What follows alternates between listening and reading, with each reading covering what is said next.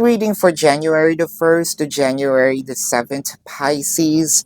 So parang meron ditong sasabi na nanghihinayang ako bakit hindi ko pinursue, nanghihinayang ako bakit pinalipas ko yung araw, yung panahon, na hindi ako nag-reach out, baka mamaya huli na yung lahat, no?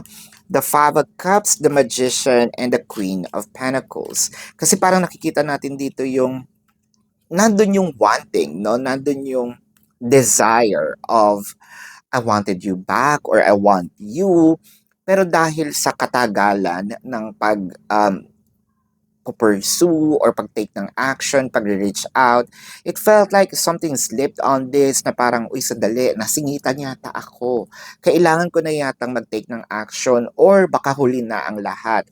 So, parang sasabihin dito, I had all the time in the world na umupo lang ako, no, na parang nagmasid-masid ako, parang naging kampante ko na, ay, nandyan lang naman yung person.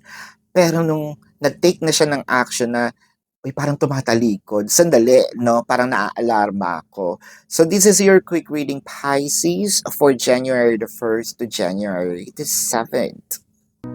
Predicting future is my purpose. Yelling the stars align.